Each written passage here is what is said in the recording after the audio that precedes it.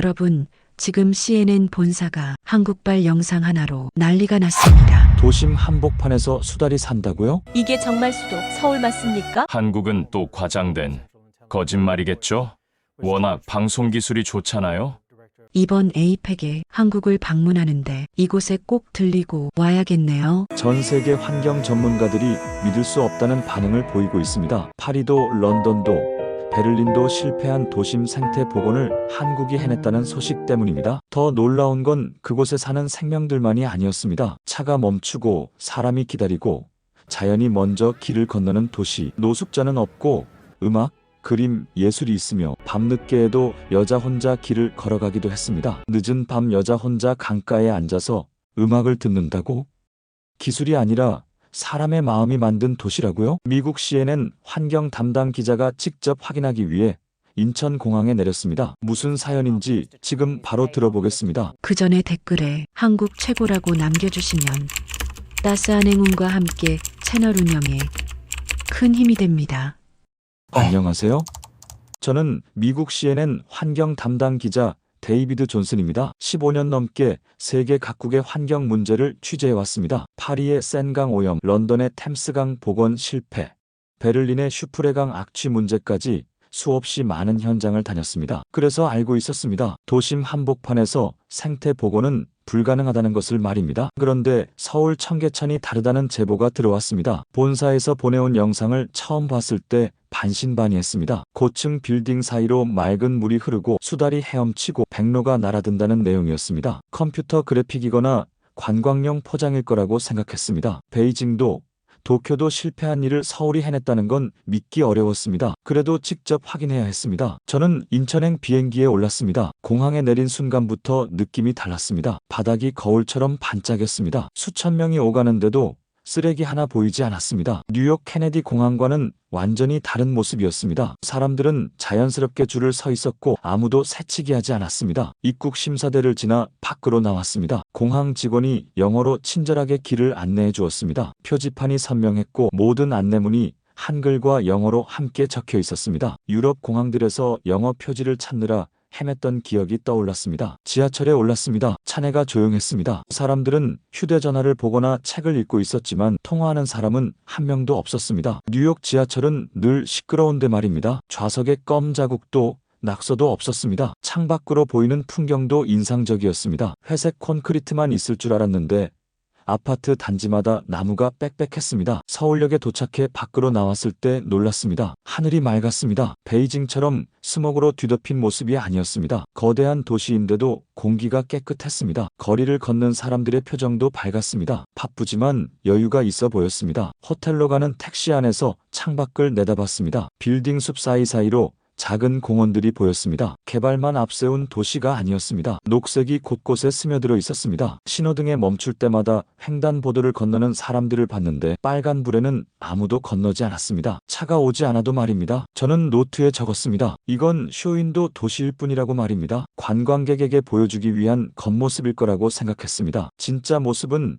뒷골목에서 드러날 거라고 확신했습니다. 하지만 이미 마음 한구석엔 의문이 생기고 있었습니다. 호텔에 짐을 풀고 저녁 무렵 거리로 나갔습니다. 해가 지고 있었지만 거리는 안전해 보였습니다. 여성들이 혼자 걷고 있었고 노인들도 편안하게 산책하고 있었습니다. 뉴욕에서는 해가 지면 으슥한 곳을 피해야 하는데 말입니다. 편의점에 들어갔습니다. 물건들이 가지런히 정돈되어 있었습니다. 계산대 옆 바구니에 우산이 꽂혀 있었습니다. 주인이 말했습니다. 손님들이 두고 간 우산이라고 했습니다. 찾아가는 사람도 있지만 대부분은 비 오는 날 필요한 사람이 가져간다고 했습니다. 훔쳐가는 사람은 없다고 덧붙였습니다. 그 말이 믿기지 않았습니다. 뉴욕이나 런던이었다면 하루도 안 돼 사라졌을 겁니다. 하지만 여기선 그냥 놓여 있었습니다. 신뢰가 있었습니다. 밤거리를 걸으며 청계천 방향으로 향했습니다. 멀리서 물소리가 들렸습니다. 도심 한복판에서 물소리라니 믿기지 않았습니다. 사람들이 천변을 따라 걷고 있었는데 아무도 쓰레기를 버리지 않았습니다. 담배꽁초 하나 보이지 않았습니다. 저는 그날 밤 노트를 펼쳤습니다. 처음 적었던 문장을 지웠습니다. 이건 쇼윈도가 아니었습니다. 습관이었습니다. 강요가 아니라 자연스러운 질서였습니다. 다음 날 새벽 일찍 청계천으로 향하기로 마음먹었습니다. 이 도시의 진짜 모습을 확인하고 싶었습니다. 다음 날 새벽 5시 아직 어둠이 가시지 않은 시각에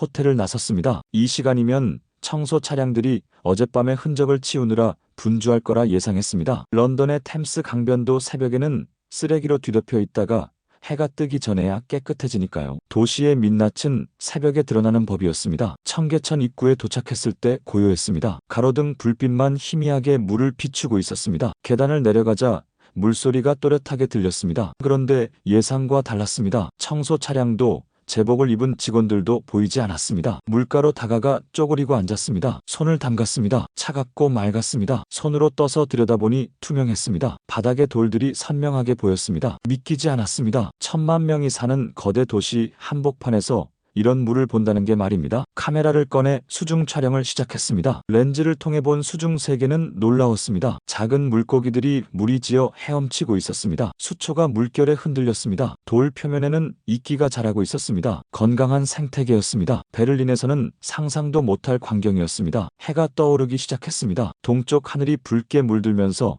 청계천도 황금빛으로 변했습니다. 그때 움직임을 포착했습니다. 다리 아래 그늘진 곳에 큰 새 한 마리가 서 있었습니다. 백로였습니다. 도시의 소음과 불빛을 피해 산속으로 들어가는 새가 여기 있다는 게 믿어지지 않았습니다. 백로는 여유롭게 물속을 들여다보더니 재빠르게 부리를 넣어 물고기를 낚아챘습니다. 그 모습이 너무나 자연스러워서 여기가 도심이라는 걸 잠시 잊을 정도였습니다. 저는 숨을 죽이고 그 장면을 촬영했습니다. 조금씩 사람들이 나타나기 시작했습니다. 운동복 차림의 중년 남성이 조깅을 하고 있었습니다. 노부부가 손을 잡고 천천히 산책하고 있었습니다. 모두가 청계천을 자기 집 마당처럼 편안하게 즐기고 있었습니다. 서로 가볍게 고개를 숙이며 인사했습니다. 말은 없었지만 따뜻했습니다. 한 할아버지가 벤치에 앉아 신문을 읽고 계셨습니다. 옆에는 작은 봉투가 놓여 있었습니다. 빵 부스러기였습니다. 물고기들에게 주려는 것 같았습니다. 조심스럽게 물가로 다가가 한 조각씩 던지셨습니다. 물고기들이 모여들었습니다. 할아버지 얼굴에 잔잔한 미소가 번졌습니다. 저는 그 모습을 보며 생각했습니다. 이 도시의 청결은 제도가 아니라 습관이구나. 누가 시켜서가 아니라 스스로 지키는 거구나. 처음 품었던 냉소가 부끄러워졌습니다. 해가 완전히 떠올랐습니다. 출근길 사람들이 하나둘 지나갔습니다. 그런데 아무도 서두르지 않았습니다. 바쁜 아침인데도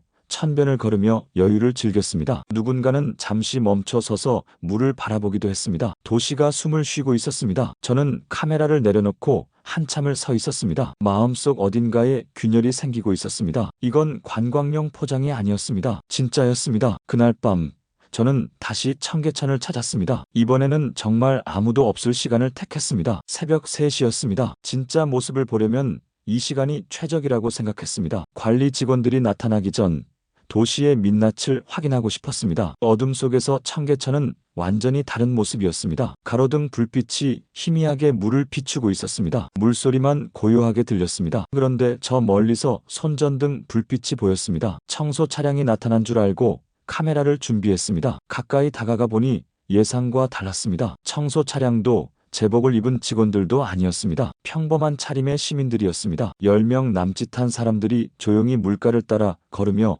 쓰레기를 줍고 있었습니다. 자원봉사자들이었습니다. 한 청년이 물속에 발을 담그고 무언가를 건져 올렸습니다. 비닐봉지였습니다. 그는 그것을 자신이 들고 있던 큰 봉투에 넣었습니다. 옆에 있던 중년 여성은 집게로 담배꽁초를 줍고 있었습니다. 모두가 말없이 자신의 일에 집중하고 있었습니다. 저는 숨을 죽이고 그들을 관찰했습니다. 새벽 3시에 누가 시킨 것도 아닌데 나와서 청소를 한다는 게 믿기지 않았습니다. 뉴욕에서는 상상도 못할 일이었습니다. 그곳에서는 돈을 받는 청소부들도 대충대충 일하는데 말입니다. 한 할머니가 수초 사이에 낀 비닐을 조심스럽게 빼내고 계셨습니다. 물고기들이 다치지 않게 하려는 듯 아주 천천히 움직이셨습니다. 그 모습이 마치 자기 집 정원을 가꾸는 것처럼 정성스러웠습니다. 청년 하나가 저를 발견하고 다가왔습니다. 외국인인 제가 신기했던 모양입니다. 서툰 영어로 무엇을 하는지 물었습니다. 다큐멘터리를 찍는다고 하니 환하게 웃었습니다. 청계천을 세계에 알려달라고 했습니다. 그는 자신들이 매주 이 시간에 모인다고 했습니다. 직장도 나이도 사는 곳도 다르지만 청계천을 지킨다는 한 가지 목표로 모인다고 했습니다. 청계천을 깨끗하게 유지하는 게 자신들의 소명이라고 믿는다고 했습니다. 누가 시킨 것도 아니고 돈을 받는 것도 아니었습니다. 한 중년 남성이 말했습니다. 이 물에서 수달이 산다고 했습니다. 그 말 한마디에 모든 게 이해됐습니다. 그들은 청계천을 청소하는 게 아니었습니다. 수달의 집을 지키고 있었습니다. 물고기들의 보금자리를 돌보고 있었습니다. 그들이 떠난 뒤 청계천은 더욱 깨끗해져 있었습니다. 흔적도 없이 사라진 그들의 뒷모습을 보며 저는 처음으로 인정하지 않을 수 없었습니다. 이건 시스템이 아니라 사람들의 마음이 만든 기적이라는 걸 말입니다. 관리가 아니라 사랑이었습니다. 노트에 적었습니다. 이 도시의 비밀은 제도가 아니라 습관이었다고, 강요가 아니라 자발성이었다고. 청계천은 시민들의 작품이었습니다. 며칠을 청계천을 관찰하며 저는 여전히 의심을 버리지 못했습니다. 이 모든 게 외국 언론을 위한 연출일 수도 있다고 생각했습니다. 중국도 올림픽 때 그랬고 일본도 박람회 때 그랬습니다. 카메라 앞에서만 보여주는 모습일 거라고 확신했습니다. 특히 저는 한국에 대한 선입견이 있었습니다. 빠른 경제 성장을 이룬 나라지만 환경은 뒷전일 거라고 생각했습니다. 개발만 앞세우고 자연은 희생시켰을 거라 여겼습니다. 동양의 개발도상국들이 다 그랬으니까요. 서울도 마찬가지일 거라 단정지었습니다. 청계천도 결국 관광 상품일 뿐이라고 노트에 적었습니다. 진짜 시험은 예상치 못한 순간에 온다고 생각했습니다. 통제할 수 없는 상황에서 이 도시의 본색이 드러날 거라 믿었습니다. 그 순간은 예고 없이 찾아왔습니다. 어느 오후 청계천 다리 위에서 촬영을 하고 있었습니다. 평일 낮이라 차량 통행이 많았습니다. 출퇴근 시간은 아니었지만 도심이라 차들이 끊임없이 지나갔습니다. 그때였습니다. 하천 위로 커다란 새 한 마리가 날아왔습니다. 백로였습니다. 백로는 천천히 선회하더니 다리 바로 앞 물가에 내려앉았습니다. 도로와 불과 몇 미터 떨어지지 않은 곳이었습니다. 저는 카메라를 들었습니다. 이제 경적 소리가 울려 퍼지고 새가 놀라 날아가는 장면을 찍을 수 있을 거라고 예상했습니다. 그게 도시의 현실이니까요. 그런데 놀라운 일이 벌어졌습니다. 앞서 가던 차량이 속도를 줄이더니 멈췄습니다. 뒤따르던 차들도 하나둘 멈춰 섰습니다. 경적 소리는 들리지 않았습니다. 운전자들이 창밖을 내다보며 백로를 바라보고 있었습니다. 누구도 재촉하지 않았습니다. 신호등도 없었습니다. 횡단보도도 없었습니다. 그저 새 한 마리가 물가에 있었을 뿐입니다. 하지만 모든 차량이 기다렸습니다. 뉴욕이었다면 상상도 못할 일이었습니다. 런던에서도 불가능했을 겁니다. 파리에서는 오히려 경적을 울렸을 겁니다. 백로는 여유롭게 물속을 들여다보며 물고기를 찾았습니다. 부리를 물에 담갔다가 뺐습니다. 그러길 몇 번. 마침내 작은 물고기 한 마리를 낚아챘습니다. 그리고 천천히 날개를 펼치더니 하늘로 날아올랐습니다. 그제야 차들이 움직이기 시작했습니다. 조용했습니다. 아무 일도 없었다는 듯 다시 흘러갔습니다. 저는 그 자리에 멍하니 서 있었습니다. 카메라를 든 손이 떨렸습니다. 믿을 수 없었습니다. 더 놀라운 건 며칠 뒤였습니다. 저녁 무렵 다리 아래쪽에서 촬영을 하고 있었습니다. 그때 물속에서 움직임이 보였습니다. 처음엔 물고기인 줄 알았습니다. 그런데 크기가 달랐습니다. 자세히 보니 수달이었습니다. 새끼 2마리를 데리고 있었습니다. 수달 가족이 물에서 나와 산책로를 건너려 했습니다. 그 순간 지나가던 사람들이 모두 멈췄습니다. 자전거를 탄 학생도, 조깅하던 회사원도, 산책하던 노부부도 모두 조용히 길을 비켜주었습니다. 한 외국인 관광객이 사진을 찍으려 했습니다. 그러자 옆에 있던 한국인이 조용히 제지했습니다. 수달들이 놀랄 수 있다고 했습니다. 그 외국인은 고개를 끄덕이며 카메라를 내렸습니다. 아무 말 없이도 서로를 이해하는 순간이었습니다. 수달 가족이 무사히 건너가자 사람들은 조용히 박수를 쳤습니다. 환호성도 고함도 없었습니다. 그저 잔잔한 박수만 울렸습니다. 수달들은 더 이상 사람을 두려워하지 않았습니다. 뒤돌아보며 사람들을 바라보기까지 했습니다. 저는 카메라를 내려놓았습니다. 이 장면을 렌즈로 담는 것보다 눈으로 기억하고 싶었습니다. 사람과 자연이 서로를 존중하는 모습, 국적이 다른 사람들이 하나의 가치를 공유하는 순간이었습니다. 그날 저녁 호텔로 돌아와 노트를 펼쳤습니다. 며칠 전 적었던 문장들을 지웠습니다. 한국에 대한 편견, 청계천에 대한 의심 모두 부끄러웠습니다. 이건 연출이 아니었습니다. 시민들의 마음이었습니다. 본사에서 연락이 왔습니다. 서울시와 인터뷰 일정을 잡았다는 내용이었습니다. 청계천 복원 책임자를 만나게 될 거라고 했습니다. 저는 설레는 마음으로 서울시청으로 향했습니다. 이 기적의 비밀을 직접 들을 수 있다는 기대감이 컸습니다. 회의실에 들어서자 50대 중반의 남성이 반갑게 맞아주었습니다. 청계천 관리사무소 팀장이었습니다. 그는 청계천 복원 초기부터 일했다고 했습니다. 벽면에는 청계천 사진들이 시간순으로 걸려 있었습니다. 콘크리트로 덮인 모습부터 지금의 맑은 물이 흐르는 모습까지 그 변화가 한눈에 들어왔습니다. 저는 준비해온 질문을 꺼냈습니다. 어떤 기술을 사용했는지, 예산은 얼마나 들었는지, 수질관리 시스템은 어떻게 작동하는지 물었습니다. 기자로서 당연한 질문들이었습니다. 수치와 데이터로 설명할 수 있을 거라 생각했습니다. 그런데 팀장은 조용히 고개를 저었습니다. 그리고 말했습니다. 청계천은 행정이 아니라 시민이 만든 거라고 했습니다. 정부는 그저 시작점을 만들었을 뿐이라고 했습니다. 진짜 기적은 시민들이 만들었다고 했습니다. 처음에는 다들 불가능하다고 했다고 합니다. 환경 전문가들도 고개를 저었습니다. 도심 한복판에서 하천을 복원한다는 게 말이 안 된다고 했습니다. 예산도 문제였고 교통 대책도 문제였습니다. 무엇보다 시민들이 반대할 거라고 모두가 예상했습니다. 하지만 서울시는 시민들을 믿었다고 했습니다. 시민들에게 솔직하게 말했습니다. 불편할 수도 있지만 미래를 위한 투자라고 했습니다. 놀랍게도 시민들이 응답했습니다. 공사 기간 동안 불편을 감수했고 완공 후에는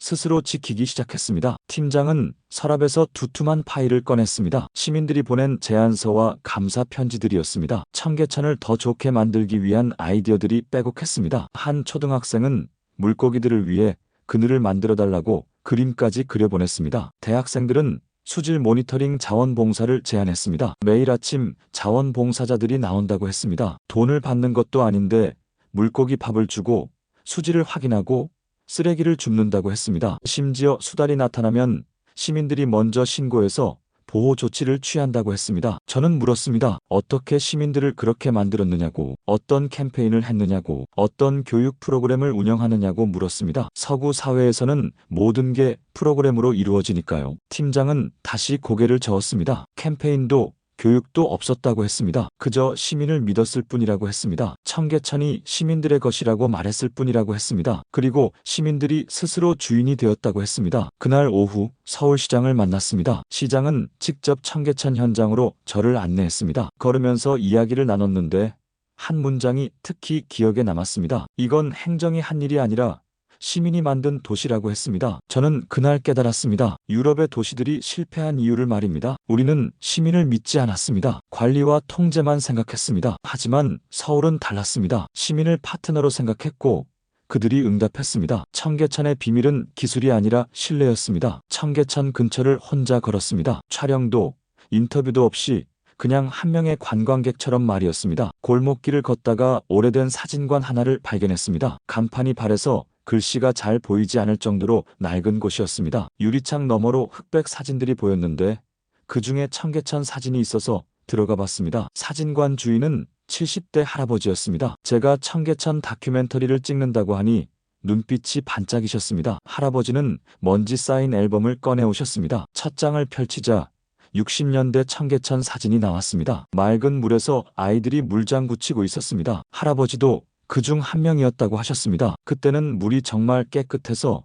그냥 떠먹어도 됐다면서 웃으셨습니다. 다음 장으로 넘기니 70년대 사진이었습니다. 물이 시커멓게 변해 있었습니다. 공장 폐수와 생활하수가 그대로 흘러들었다고 했습니다. 악취가 너무 심해서 코를 막고 지나다녔다고 했습니다. 그래서 결국 콘크리트로 덮어버렸다는 겁니다. 할아버지는 복원 공사가 시작됐을 때 매일 나가서 사진을 찍었다고 했습니다. 처음엔 반신반의했는데 물이 조금씩 맑아지는 걸 보며 희망을 품었다고 했습니다. 5년 동안 거의 매일 같은 자리에서 셔터를 눌렀다고 했습니다. 가장 기억에 남는 순간을 물으니 할아버지 눈가가 촉촉해지셨습니다. 처음 물고기가 돌아온 날이었다고 했습니다. 조그만 붕어 한 마리였는데 50년 만에 다시 본 거라 너무 감격스러웠다고 했습니다. 그날 밤 혼자 청계천가에서 울었다고 하셨습니다. 할아버지가 최근 찍은 사진을 보여주셨습니다. 수달이 헤엄치는 모습이었습니다. 믿기 힘들겠지만 이게 바로 그 썩은 하수로가 있던 자리라고 하셨습니다. 기적은 하루아침에 일어나지 않는다면서 매일 조금씩 정성을 들인 결과라고 말씀하셨습니다. 또 다른 앨범을 꺼내셨습니다. 자원봉사자들 사진이었습니다. 새벽에 청소하는 사람들, 물고기 밥 주는 학생들,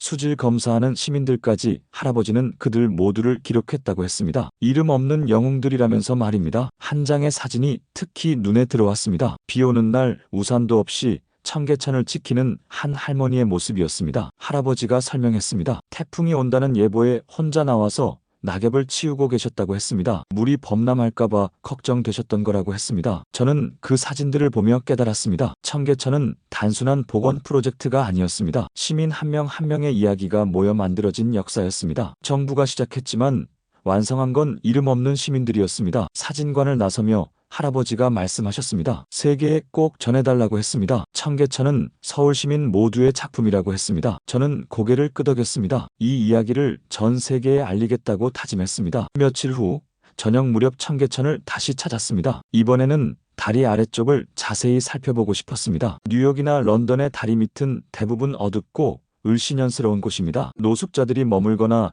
낙서로 뒤덮인 공간이 대부분입니다. 청계천 다리 아래로 내려갔습니다. 그런데 예상과 완전히 달랐습니다. 깨끗했습니다. 조명이 밝았습니다. 그리고 사람들이 있었습니다. 하지만 그들은 노숙자가 아니었습니다. 한 중년 남성이 이제를 세워놓고 그림을 그리고 있었습니다. 수채화였습니다. 청계천의 물빛을 담고 있었습니다. 물소리를 배경 삼아 조용히 붓을 움직이고 있었습니다. 옆에는 이미 완성된 그림들이 몇 점 놓여 있었습니다. 조금 더 걸어가니 젊은 여성이 기타를 연주하고 있었습니다. 클래식 기타였습니다. 잔잔한 선율이 물소리와 어우러졌습니다. 지나가는 사람들이 잠시 멈춰 서서 듣고 갔습니다. 누군가 모자에 돈을 넣었지만 그녀는 고개도 들지 않았습니다. 음악에 집중하고 있었습니다. 다른 다리 아래에는 사진을 찍는 사람이 있었습니다. 삼각대를 세우고 장노출 촬영을 하고 있었습니다. 물의 흐름을 담고 싶다고 했습니다. 이곳은 도심 한복대인데도 빛 공해가 적어서 좋은 사진을 찍을 수 있다고 말했습니다. 저는 놀라웠습니다. 다리 아래가 예술의 공간이 되어 있었습니다. 살기 위한 공간이 아니라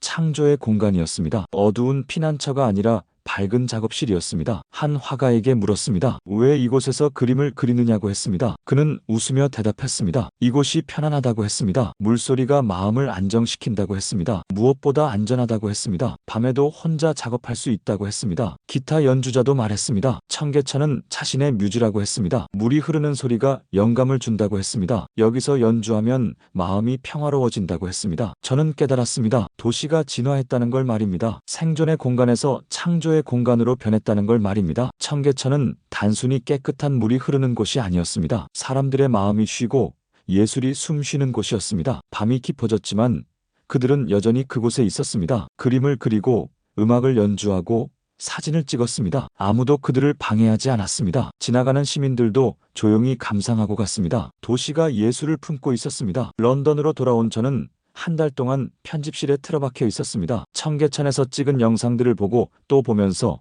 다큐멘터리를 완성했습니다. 새벽의 맑은 물, 자원봉사자들의 모습, 수달이 헤엄치는 장면까지 모든 걸 담았습니다. 제목은 도시의 비밀, 서울 청계천으로 정했습니다. 방송이 나간 그날 밤 반응은 폭발적이었습니다. 시청률이 예상을 훨씬 뛰어넘었습니다. 방송국 전화가 불통이 될 정도로 문의가 쏟아졌습니다. 도심 한복판에서 수달이 산다는 게 정말이냐는 질문이 대부분이었습니다. 사람들은 믿을 수 없다는 반응이었습니다. 다음 날 아침 CNN 홈페이지가 마비됐습니다. 청계천 영상을 다시 보려는 접속이 폭주했습니다. 소셜미디어에서는 청계천이 화제가 됐습니다. 이게 진짜 도심이냐는 댓글들이 쏟아졌습니다. 런던도 이렇게 할 수 있을까 하는 질문들이 넘쳐났습니다. 가장 먼저 반응한 건 런던 시장실이었습니다. 당장 서울시와 교류를 추진하겠다는 성명을 발표했습니다. 템스강 복원 프로젝트를 전면 재검토하겠다면서 서울의 사례를 벤치마킹하겠다고 했습니다. 파리 시장도 비슷한 발표를 했습니다. 센강 정화 계획에 서울 모델을 적용하겠다고 했습니다. 일주일 만에 다큐멘터리는 유럽 전역에 방송됐습니다. 프랑스, 독일,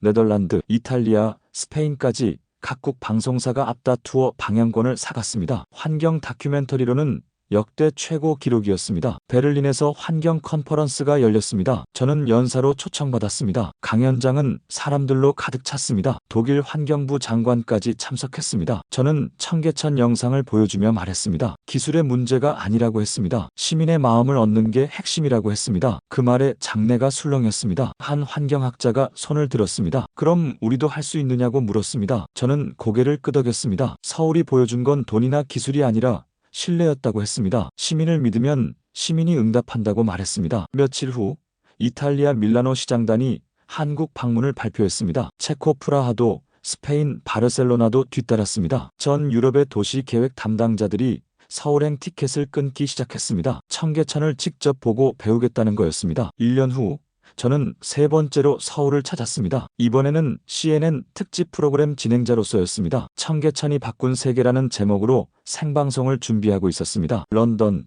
파리, 베를린을 연결하는 대규모 프로젝트였습니다. 청계천 다리 위에 방송 세트가 설치됐습니다. 해질녘이었습니다. 물 위로 석양이 반사되어 황금빛으로 빛나고 있었습니다. 카메라가 돌아가기 시작했습니다. 저는 시청자들을 향해 말했습니다. 여러분, 지금 제가 서 있는 이곳은 10년 전만 해도 콘크리트 고가도로였다고 했습니다. 카메라가 천천히 청계천을 비췄습니다. 하지만 지금은 수달이 살고 백로가 날아들고 물고기가 헤엄치는 생명의 공간이라고 했습니다. 이 변화를 만든 건 기술이 아니었다고 말했습니다. 바로 사람의 마음이었다고 했습니다. 한국 시민들이 보여준 신뢰와 사랑이 만든 기적이라고 했습니다. 방송이 끝나고 저는 노트에 마지막 기록을 남겼습니다. 나는 오늘 도시가 사람의 마음으로 완성될 수 있다는 걸 봤다고 적었습니다. 청계천은 단순한 하천이 아니라고 썼습니다. 인류가 자연과 공존할 수 있다는 증거라고 적었습니다. 호텔로 돌아오는 길에 청계천을 마지막으로 걸었습니다. 밤이었지만